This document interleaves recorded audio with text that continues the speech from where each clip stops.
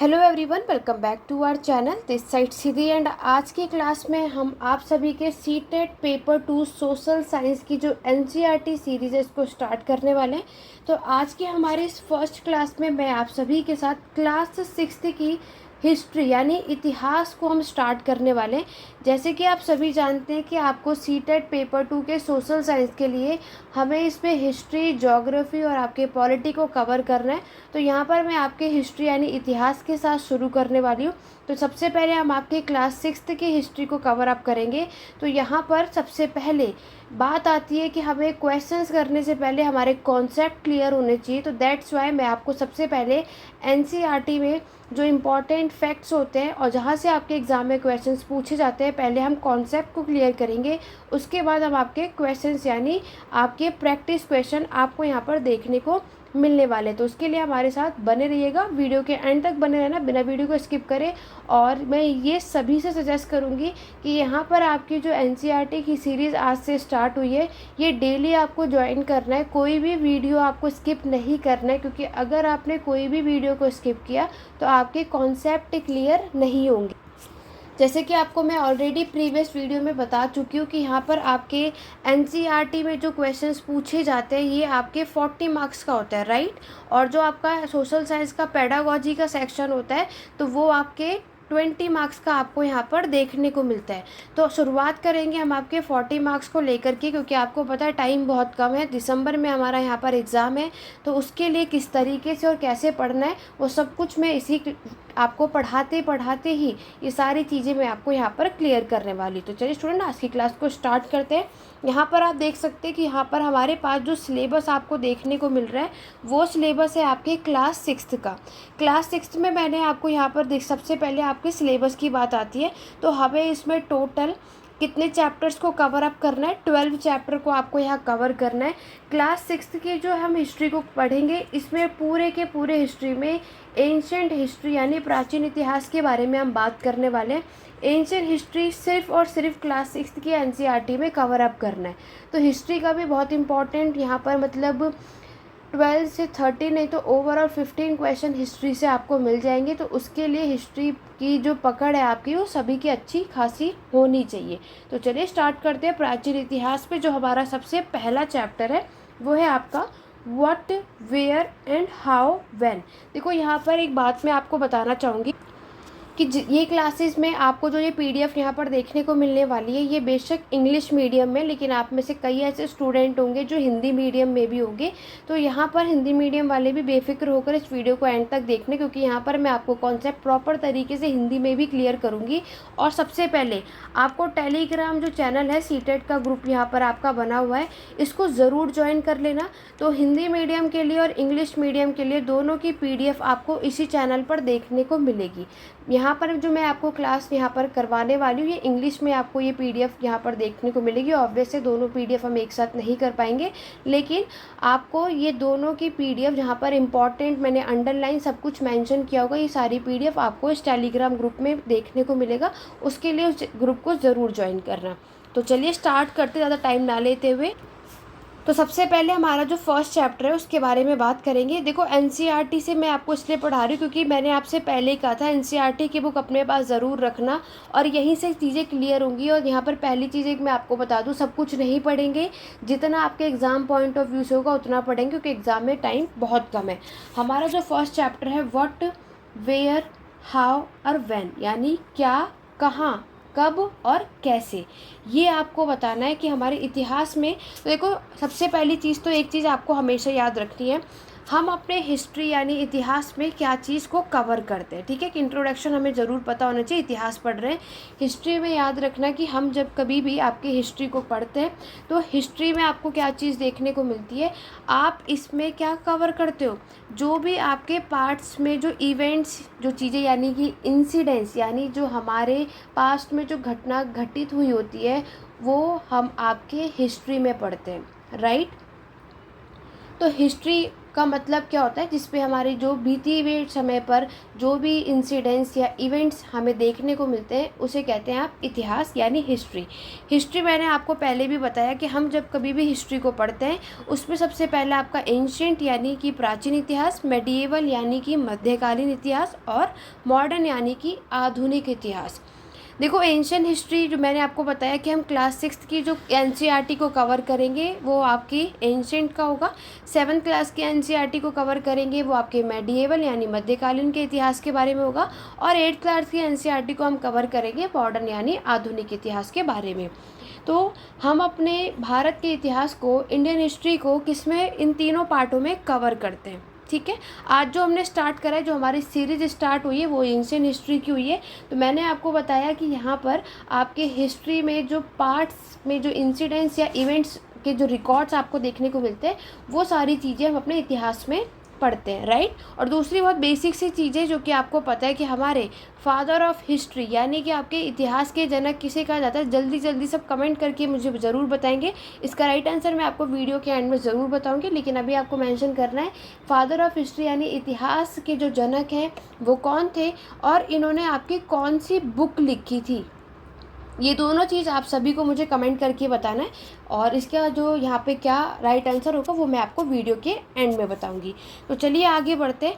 यहाँ पर अगर हम आपके बात करते हैं कि हम आपके हिस्ट्री को कवर अप करते हैं तो यहाँ पर आपको ये है कि मैंने आपको क्या बताया, what can we know about the past.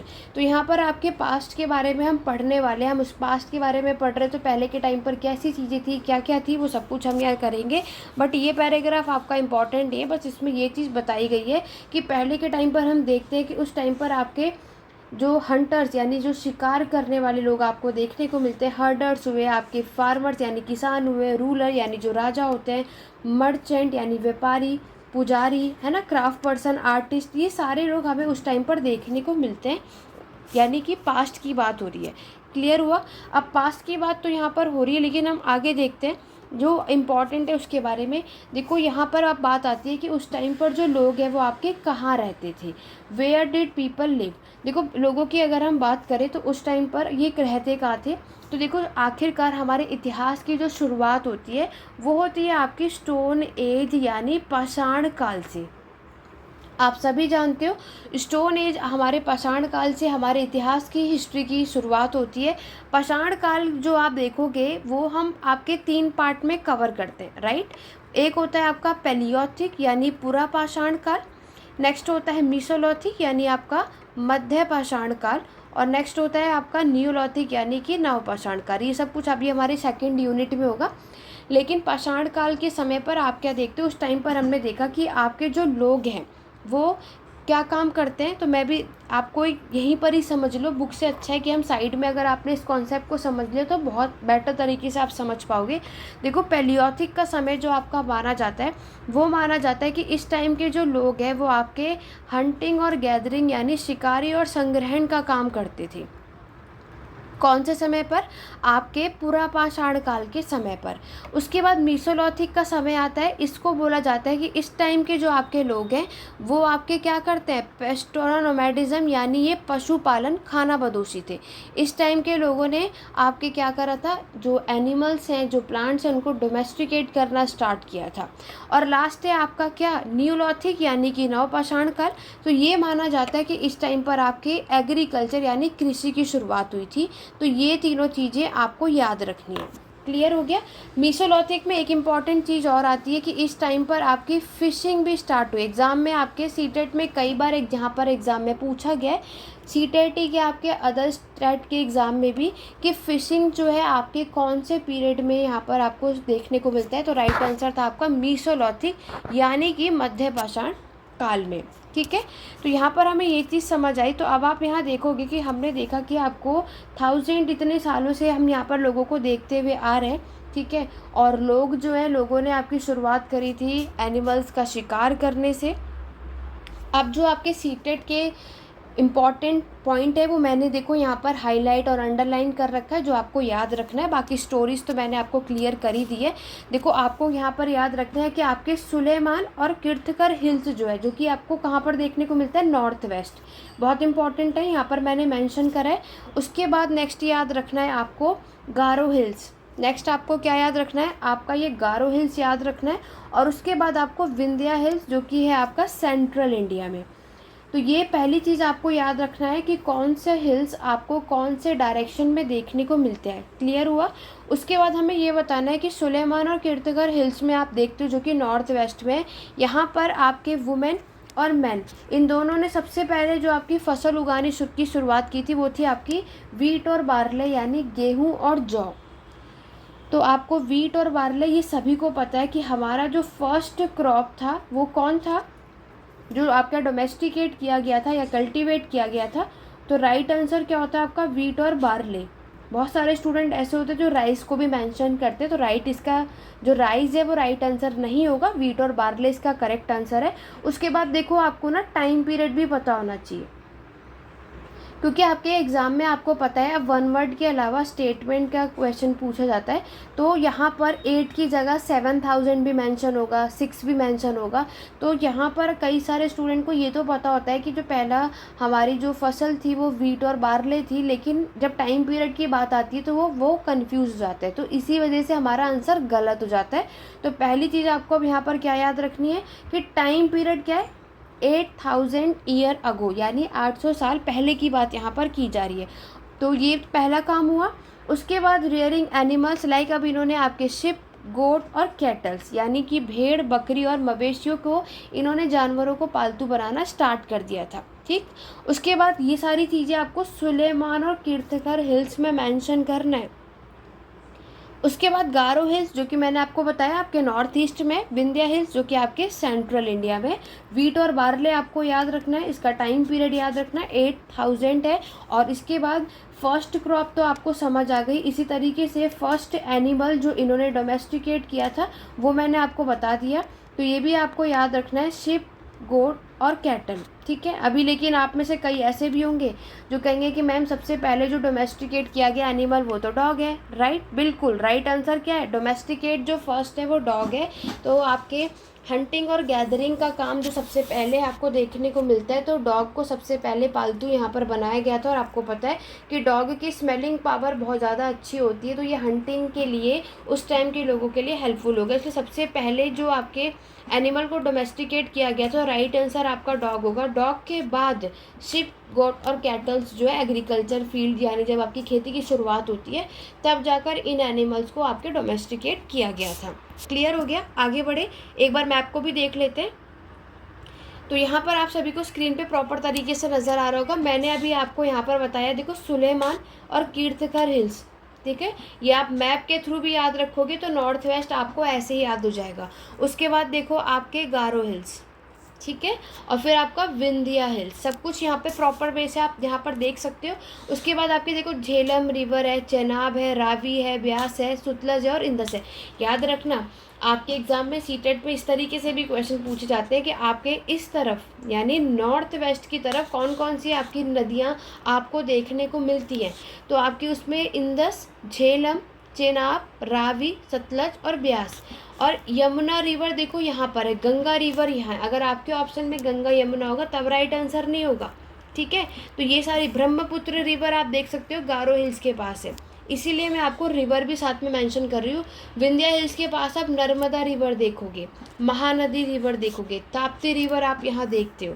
तो इसीलिए आपको ये चीज़ें याद रखनी है। आपका जो ये वेस्टर्न घाट वाला पार्ट देख रहे हो, यहाँ पर आपके कौन सी नदी है, तुंगाभद्रा रिवर और आपका कृष्णा रिवर। जो आपका साउथ वाला पार्ट है ना, यहाँ पर आपको ये चीज़ देखने को मिलती है, और कावेरी रिवर। तो ये रिवर आपको ज़रूर पता होना चाहिए, क्योंकि मैप बहुत सारे स्टूडेंट स्किप करके चले जाते हैं, और जब ये यहाँ से क्वेश्चन पूछते तो लगता है अच्छा ये यहाँ से भी पूछे जाते हैं। आप में से कई ऐसे होंगे जो फर्स्ट टाइम सीटेट का एग्ज़ाम दे रहे होंगे, तो मैं इसीलिए आपको बता रही हूँ कि इस सीरीज़ में जुड़ जाओ। उसके बाद सीटेट में एनसीईआरटी से क्वेश्चन आए और आप ना कर पाएँ, ऐसा हो ही नहीं सकता है। तो अभी मैंने आपको कॉन्सेप्ट क्लियर किया, इसके बाद हम क्वेश्चंस भी आगे करेंगे, तब जाकर आपको और अच्छे से समझ आएगा। तो अभी हमें एक बात समझ आई, कीर्तिकर और सुलेमान जो कि हमें नॉर्थ वेस्ट डायरेक्शन में देखने को मिलता है, यहाँ पर आपको कितने रिवर याद रखनी है? 5। Indus river, Jhelum river, Chenab, आपका रावी रिवर, सतलज रिवर और व्यास। ठीक है, 5 to 6 यहाँ पर आपको ये चीज़ें याद रखनी है। और व्यास के नीचे आप देखोगे कौन सी इसके पास रिवर है? नर्मदा। और गारो हिल्स के पास ब्रह्मपुत्र। ये सब कुछ आप अपने नोट्स में साइड में मेंशन करते रहना इस वीडियो को देखते देखते। चाहे इस वीडियो को दोबारा से बैक करके और दोबारा से इसको नोट्स बना लेना, उसके सामने अगर आप लिखोगे तो आपको बहुत ईजी रहेगा। आगे बढ़े, चलिए यहाँ तक कोई डाउट हो तो कमेंट करके ज़रूर बताना। देखो नेक्स्ट अगर हम बात करते हैं कि यहाँ पर आपके जो पहली जगह, जो फर्स्ट प्लेस है जहाँ पर राइस को सबसे पहले उगाया गया था आपके विंध्या में, यानी जो नॉर्थ में ना, विंध्या में। तो अगर आपसे पूछा जाए राइस जो है यानी जो आपका चावल है सबसे पहले ये कहाँ पर ग्रो हुआ था, तो राइट आंसर क्या होगा? नॉर्थ में, वो भी कौन से हिल के पास? आपके विंध्या हिल्स के पास। ठीक है, उसके बाद यहाँ पर आपका टाइम पीरियड देख सकते हो जहाँ पर बताया गया है आपके इंदस रिवर के बारे में। और उसकी जो ट्रिब्यूटरीज हैं, ये जो छोटी छोटी नदियाँ होती हैं आपकी, ये बड़े बड़ी नदियों में जाकर के बहती भी मिल जाती हैं। अबाउट कितने टाइम पहले की बात है? 47 ईयर्स अगो की बात है, जब उस टाइम पर आपकी जो सिटीज़ हैं वो फ्लोरिश हुई थी, अर्लीस्ट सिटीज़, यानी आपके शहर, आपके जो टाउन है ना, ये डेवलप हो चुके थे। और 2500 ईयर अगो के पहले आप देखोगे जो हमारे शहर है वो धीरे धीरे वो विकास करते गए। कहाँ पे बढ़ गए? अब आपके गंगा। देखो ये टाइम पीरियड भी याद ज़रूर करना है, क्योंकि यहाँ पर स्टेटमेंट में टाइम पीरियड आता है। बहुत सारी चीज़ें आपको याद रहती हैं, लेकिन टाइम पीरियड की वजह से हमारा क्वेश्चन जो आंसर है वो गलत हो जाता है। तो हमें क्या करना है, क्योंकि देखो यहाँ पर ये क्या करेंगे, गंगा वाले में आपके टाइम पीरियड 2500 है, तो वहाँ पे 4700 लिख देंगे। यहाँ पर इसको क्या कर देंगे? ऊपर नीचे कर देंगे और गलत हो जाएगा यहीं पर। बेशक आपको अच्छी खासी नॉलेज होगी, आप पढ़कर भी गए होंगे, लेकिन क्वेश्चन जैसे ही सामने आएगा ना, बहुत गलतियाँ होती हैं। तो हमें क्या बात समझ में आई कि यहाँ पर 4700 की टाइम पर हमारे जो सिटीज़ है वो कब फ्लोरिश हुआ था, तो इसका टाइम पीरियड याद रखना। और 2500 में यहाँ पर आप देखोगे जो लोग हैं वो आपके कहाँ? गंगा रिवर के पास आपको देखने को मिलते हैं। और जो गंगा, उसकी जो ट्रिब्यूटरीज है उसे क्या बोला जाता है? इट्स कॉल्ड द सन। ये भी याद रखना। ठीक है, आगे बढ़े। और देखो इसके बाद यहाँ पर बोला जाता है कि हमारी जो ये रिवर्स हैं जो कि आपके साउथ गंगा की तरफ जाती है, उसको आप मगध कहते हो। 16 महाजनपद के बारे में थोड़ी बहुत नॉलेज आप सभी की होगी। उस 16 महाजनपद में से आपका जो सबसे एक इम्पॉर्टेंट है वो है मगध, जो कि कहाँ पे पड़ता है? बिहार में। ये भी इम्पॉर्टेंट फैक्ट है, मगध आपका बिहार में पड़ता है। ठीक है, उसके बाद साइड वाले फैक्ट्स भी देखेंगे, क्योंकि मैंने आपको पहले भी बताया था साइड वाली चीज़ें भी बहुत इंपॉर्टेंट है, बॉक्सेस भी आपको करने हैं। तो अभी जो आपने ऊपर मैप देखा था, तो उसमें साउथ एशिया आप देखोगे, जिसमें आपसे एग्जाम में पूछा जाएगा कि साउथ एशिया में आपकी कौन कौन सी जगह जो है कंट्रीज इंक्लूड है। तो उसमें आपके इंडिया, पाकिस्तान, बांग्लादेश, नेपाल, भूटान और श्रीलंका आता है। ठीक है, साउथ एशिया में याद रखना। और उसकी जो नेबर कंट्रीज़ पूछी जाएंगी तो अफ़गानिस्तान, ईरान, चाइना, म्यांमार। और साउथ एशिया की अगर हम अक्सर आप देखोगे, इस कॉल्ड अ सब कॉन्टिनेंट। क्या बोला जाता है? इसे सब कॉन्टिनेंट बोला जाता है। देखो ये आपके एग्जाम में पूछा जाएगा। और यहाँ पर ये क्या करेंगे, इंडिया, बांग्लादेश, भूटान, नेपाल, श्रीलंका, पाकिस्तान के अलावा ये ऊपर भी नाम कर सकते हैं। तो इसमें अगर आपको नेम याद रहेगा तभी आप लोग यहाँ पर अपनी चीज़ें क्लियर कर पाएंगे। इसको क्या कहते हैं? हम सब कॉन्टिनेंट कहते हैं। ये चीज़ें आपको यहाँ पर याद रखनी है। आगे बढ़ते हैं। नेक्स्ट आप देखोगे कि यहाँ पर आपके बताया गया है कि hills and high mountain including the Himalaya, desert, river, sea made journey dangerous at time. आपको भी पता है कि पहाड़ वाला जो एरिया होता है जहाँ पर आसपास, और डेजर्ट एरिया जहाँ पे नदियाँ होते हैं, समुद्र होते हैं, उस वहाँ पे थोड़ा सा जर्नी करना बहुत ही ज़्यादा उस समय मुश्किल होता था। आपको पता है कि उस टाइम के जो मैन और वुमेन है वो एक जगह से दूसरी जगह यहाँ पर माइग्रेट करते रहते थे, क्योंकि मैंने अभी आपको क्या बताया कि इस टाइम के जो लोग हैं वो आपके पेस्टोरल नोमैडिज्म, पशुपालन खानाबदोशी थे। अगर अपने जानवरों को हमने पालतू बना रखा है, तो अगर अपने एनिमल्स को रख रखा है, तो ऑब्वियस है कि आपको उन्हें फूड भी प्रोवाइड करना होगा। तो फूड प्रोवाइड करने के लिए कि अगर हम वन प्लेस पर ही बहुत समय तक रहोगे तो ऑब्वियस है एक टाइम पर वहाँ फूड ख़त्म भी तो हो जाएगा। तो इसलिए ये सीजनल मूवमेंट करते थे, यानी आपके मौसम के अकॉर्डिंगली ये one place to another place migrate करते, ताकि ये अपने एनिमल्स के लिए यहाँ पर ये इनको फूड यहाँ पर प्रोवाइड कर सके। ठीक है, ये सारी चीज़ें आपको बतानी है।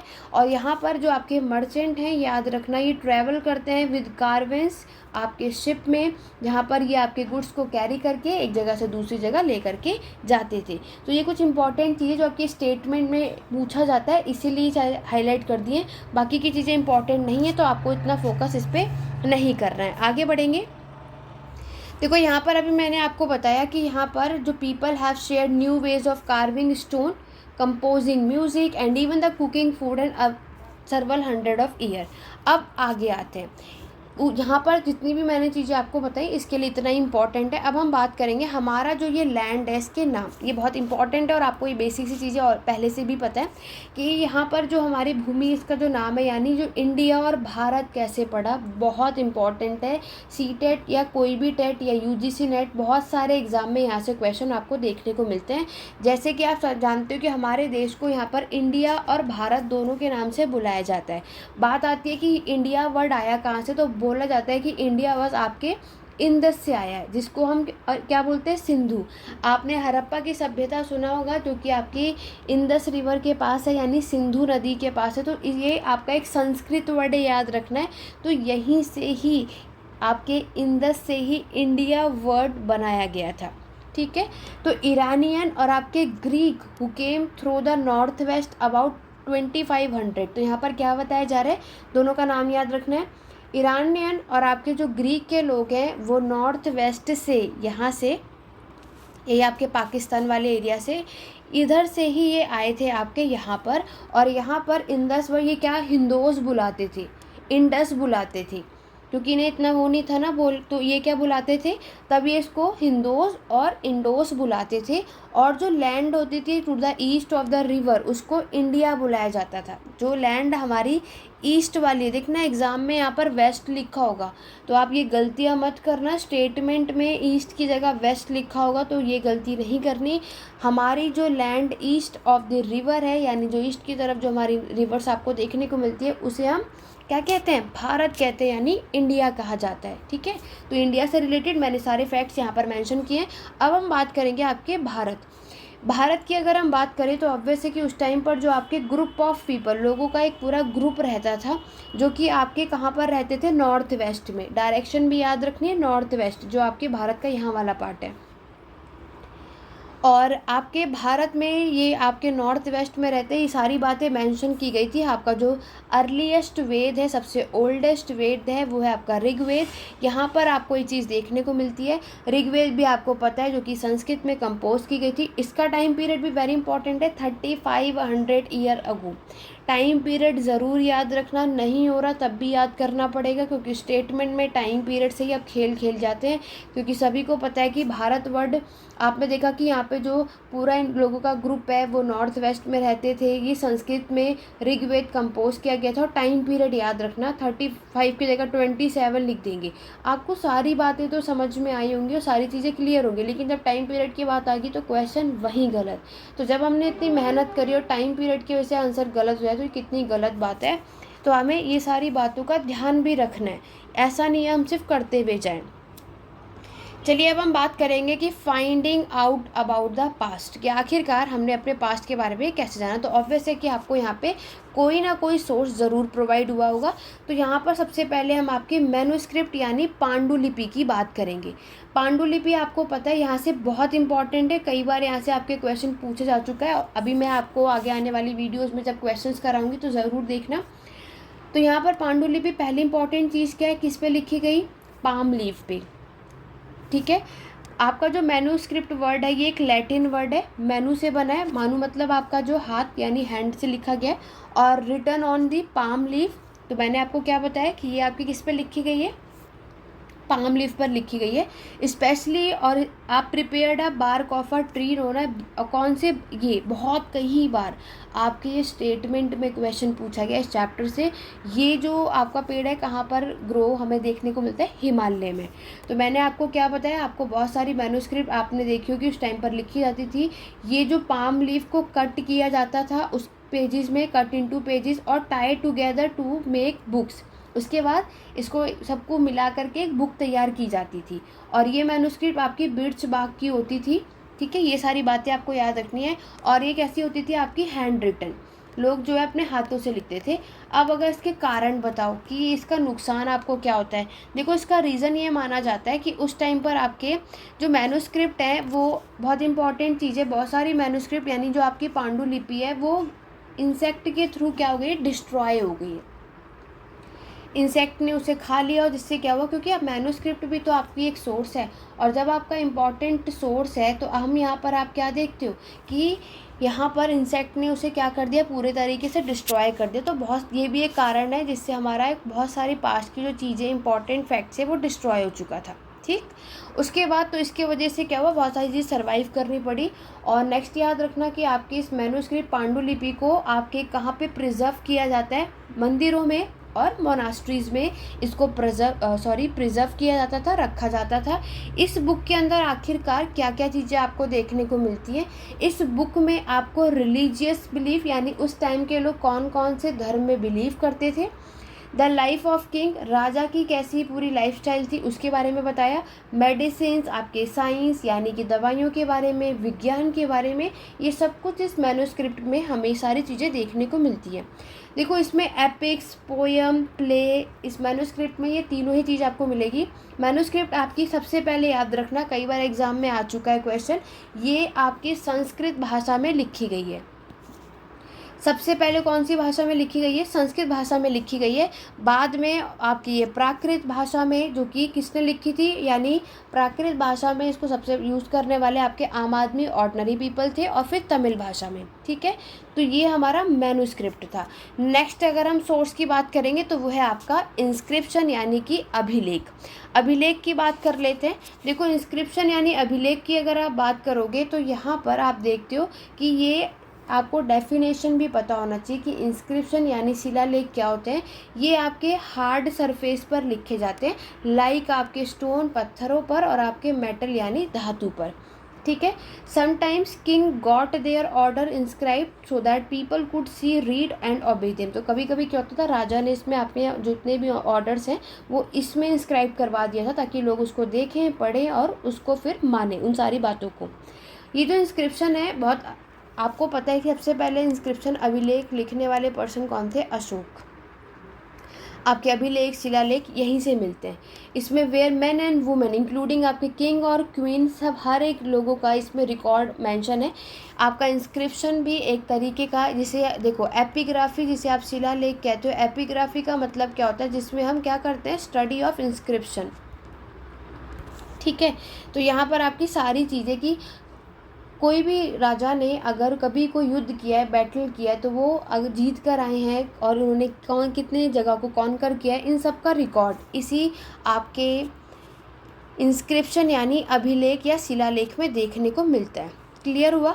देखो अगर हम आपके इंस्क्रिप्शन की बात करें, इंस्क्रिप्शन डेट अबाउट, ये टाइम पीरियड याद रखना, सबसे याद रखना ये आपको कहाँ मिला था, कांधार में, जो कि कहाँ पर है, पाकिस्तान में।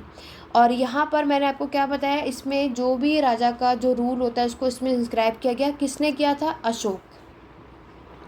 फिर आपको स्क्रिप्ट भी मिलेंगे, स्क्रिप्ट मतलब जिसमें लेटर्स होते हैं, साइंस होते हैं, और आपको पता है ऐसे बहुत सारी आज भी ऐसे आपकी स्क्रिप्ट हैं जो कि क्या है, अनडेसिफर, कि उसको पढ़ा नहीं जा सका, ये बात आप भी जानते हो। ठीक है, आगे अगर हम बात करेंगे तो स्क्रिप्ट भी आपको जो देखने को मिलेगी, ऊपर जो लिखी जाती है ये आपको नज़र आ रही है स्क्रीन पर, टॉप पर ग्रीक है और आपके बिलो जो है वो अरामिक है। तो स्टेटमेंट में अगर पूछा जाएगा कि हमारी जो स्क्रिप्ट है, हमारे यहाँ पर जो इंस्क्रिप्शन में देखने को मिलती है, तो टॉप पर जो है वो ग्रीक लैंग्वेज आपको मिलेगी और बिलो में आपको अरामिक मिलेगी। तो याद रखना, इसको अपोजिट करके भी एग्ज़ाम में पूछा जाता है। तो अभी मैंने आपको सोर्स में दो चीज़ें ऑलरेडी बता दी हैं। तो दो चीज़ें मैंने आपको क्या बताया, अभी मैंने आपको बता दिया आपका मैन्युस्क्रिप्ट यानी पांडुलिपि क्या होता है, एक इम्पॉर्टेंट सोर्स। फिर मैंने अभी आपको बताया इंस्क्रिप्शन यानी कि आपका अभिलेख या शिलालेख। अब नेक्स्ट जो है वो है आपका आर्कियोलॉजिकल यानी कि पुरातात्विक। तो पुरातात्विक क्या होते हैं, ये आर्कियोलॉजिस्ट कौन होते हैं, इनके बारे में भी जान लेते हैं। तो देखो पुरातात्विक की अगर हम बात करें तो यहाँ पर आप स्टडी करते हो जो कि आपके remains of building and made of stone and bricks painting and scripture. तो आपको पता है कि ये जो होते हैं आपके खुदाई करके जो आपको चीज़ें मिलती हैं, जो हमारे पास्ट में जो बहुत पुरानी से पुरानी चीज़ें, चाहे वो आपकी पत्थरों पर हो, चाहे वो आपकी पेंटिंग्स हो, चाहे वो आपकी स्क्रिप्चर यानी मूर्तियाँ हो, इन सब को क्या करते हैं, dig under the surface of the earth, ज़मीन के अंदर में जो भी आपको चीज़ें मिलती है वो सब आर्कियोलॉजी पुरातात्विक का काम होता है। और वो जो भी उन्होंने जो आपके टूल्स हैं, वेपन्स हैं यानी जो उपकरण हैं, जो आपके हथियार हैं, पोर्ट्स हैं यानी बर्तन मिले थे, आभूषण मिले थे, कॉइन्स यानी सिक्के मिले थे, ये सारी चीज़ें जो एविडेंस है इन्हें आर्कियोलॉजिस्ट के थ्रू आपको देखने को मिलता है। और कौन सी चीज़ कितनी पुरानी, ये सारी बातें इन्होंने आपकी यहाँ पर बताई। जैसे कि आप यहाँ पर देख सकते हो स्क्रीन पर कि उस टाइम पर जो हमें इन्हें बर्तन मिले थे, pot like these were used about 4700 year ago. तो याद रखना कि इस तरीके के जो बर्तन यहाँ पर यूज़ हुए थे, टाइम पीरियड ज़रूर करना है, उसका टाइम पीरियड क्या है, 4700 ईयर अगो, आज से इतने साल पहले, ठीक है। और राइट साइड पर आप जो देख रहे हो वो आपके सिल्वर कॉइन है। तो कॉइन्स भी आपको पता है जिसे हम क्या बोलते हैं, न्यूमिस्मेटिक्स। न्यूमिस्मेटिक्स का मतलब क्या होता है, स्टडी ऑफ कॉइन्स, जहाँ पर हम क्या करते हैं, आपके सिक्कों के बारे में पढ़ते हैं। जो आपके कॉइन्स है, जो आपके सिक्के हैं, वो भी एक आपका इम्पॉर्टेंट सोर्स है। इसका यूज़ आज से 2500 ईयर्स अगो यानी इतने साल पहले आपको देखने को मिलता है। तो आपको कॉइन्स हो, पोर्ट्स हो, कोई भी चीज़, जितनी चीज़ें मैंने आपको पढ़ाई हैं सबका टाइम पीरियड याद रखना कि आज से कितने साल पहले आपको ये चीज़ें देखने को मिलती हैं। आर्कियोलॉजिस्ट ने इवनली आपके बोन्स को भी देखा, यानी उस टाइम पर जो एनिमल्स थे ना, चाहे वो आपके एनिमल्स हुए, बर्ड्स हुए, फिश हुए, सबके बोन्स भी देखे कि यहाँ पर कि लोग उस टाइम पर क्या क्या खाते थे। क्योंकि अभी मैंने आपको बताया कि शुरुआत ही हंटिंग गैदरिंग से हुई थी, तो अभी हमें पता चलता है कि उस टाइम पर ये एनिमल्स हुआ करते थे। फिर आपको सीड्स भी उन्होंने देखे, यहाँ पर उन्हें लकड़ियों के पीसीस भी मिले थे, ठीक है। तो ये सारी बातें इन्होंने यहाँ पर मेंशन करी। तो यहाँ पर ओवरऑल आपको क्या बात हमें समझ में आई, जो हमारा इम्पॉर्टेंट जो सोर्सेज है यानी जो स्रोत है वो मैन्युस्क्रिप्ट, पांडुलिपि, इंस्क्रिप्शन, अभिलेख, आर्कियोलॉजिकल यानी पुरातात्विक, ये इम्पॉर्टेंट सोर्स है। तो हमारा जो सोर्स है are found learning about the past, जिससे हम क्या करते हैं, अपने पास्ट को सीखते हैं।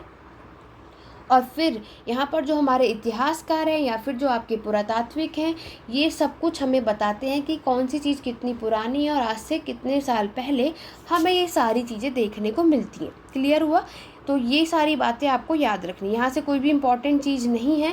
उसके बाद यहाँ पर आपको याद रखना है कि आपके अंडमान आइलैंड पे हमें देखने को मिलता है कि लोग फिशिंग करते हैं, हंटिंग करते हैं और फॉरेस्ट से यानी हंटर गैदरर से ये सारी चीज़ें यहाँ पर कलेक्ट करते हैं। इस सब के रिकॉर्ड्स आपको देखने को मिलते हैं। ये सारी बातें यहाँ पर मेंशन की गई हैं।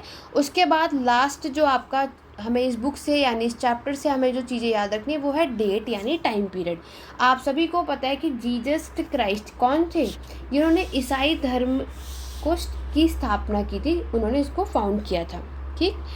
जीसस क्राइस्ट का टाइम पीरियड के अकॉर्डिंगली यहाँ पर हम अपने इस डेट का मतलब जानेंगे। इसके लिए हम नीचे चलेंगे और यहाँ पर हम इसको डिटेल में समझेंगे। इस बॉक्स को बिल्कुल स्किप मत करना, आपके एग्ज़ाम में यहाँ से कई बार क्वेश्चन आ चुका है।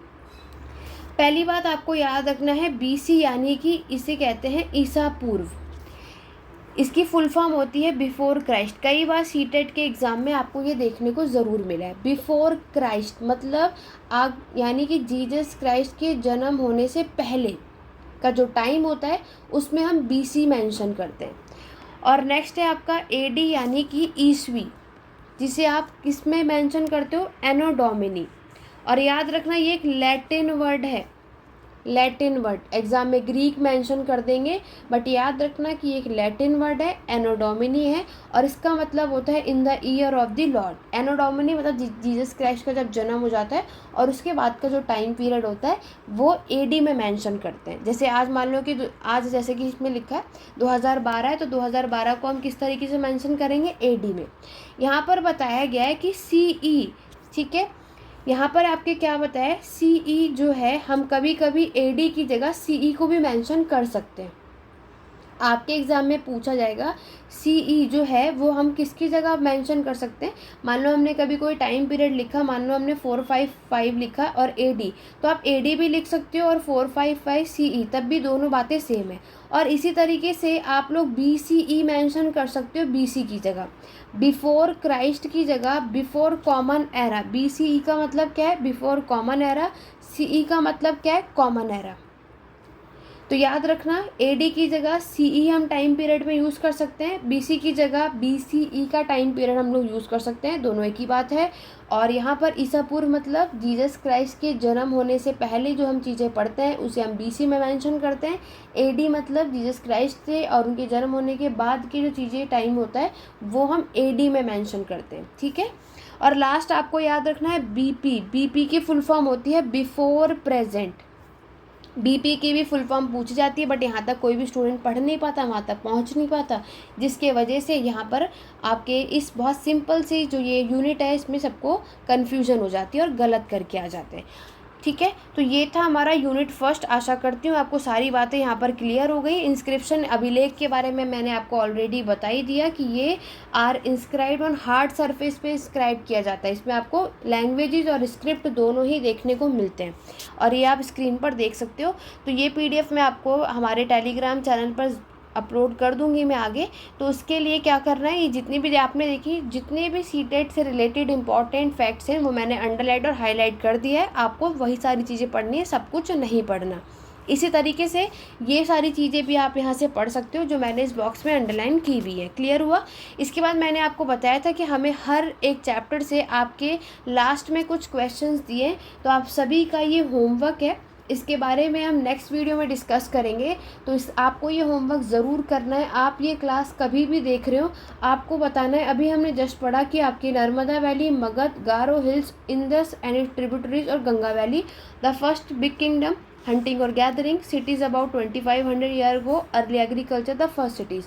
तो इसको सॉल्व करने से पहले आपको इस वीडियो को पूरे कम्प्लीटली देखना और समझना है और फिर इसको सॉल्व करना। और राइट आंसर क्या होगा कमेंट के थ्रू सभी बताएंगे। आशा करती हूँ कि इसका रिस्पांस ज़्यादा से ज़्यादा स्टूडेंट यहाँ पर करेंगे। अगर आप सभी का पार्टिसिपेशन रिस्पांस बहुत अच्छा रहेगा, इसी तरीके से हम अपने आगे आने वाली वीडियोज़ को यहाँ पर इसी तरीके से सीरीज़ हमारी चलती रहेगी।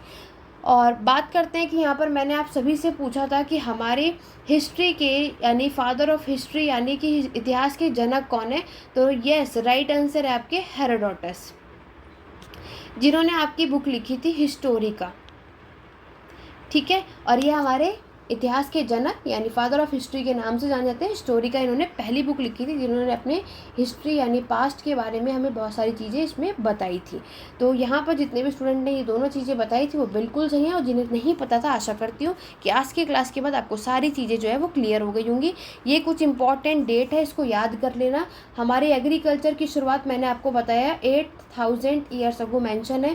पहली सिटीज़ जो आपकी इंडस में जो शुरुआत हुई थी 47, ये मैं आपको ऊपर पढ़ा चुकी हूँ, लेकिन आपको तब भी याद रखना है। हमारी जो सिटी है गंगा वैली में, यहाँ पे जो सबसे बड़ा साम्राज्य है वो है आपका मगध, जिसका टाइम पीरियड 25 ईयर अगो है। और द प्रेजेंट में आज हम बात करें तो AD और CE हम मेंशन करते हैं। क्लियर हो गया। तो आज हमारा जो ये फर्स्ट यूनिट है वो मैंने आपको पूरा कंप्लीटली डिस्कस कर दिया। इसी तरीके से हम आपके सेकंड यूनिट की सीरीज़ को कंटिन्यू करेंगे, तो लेकिन इसको हम नेक्स्ट क्लास में करेंगे। आशा करती हूँ कि आज की क्लास आपको पसंद आई होगी।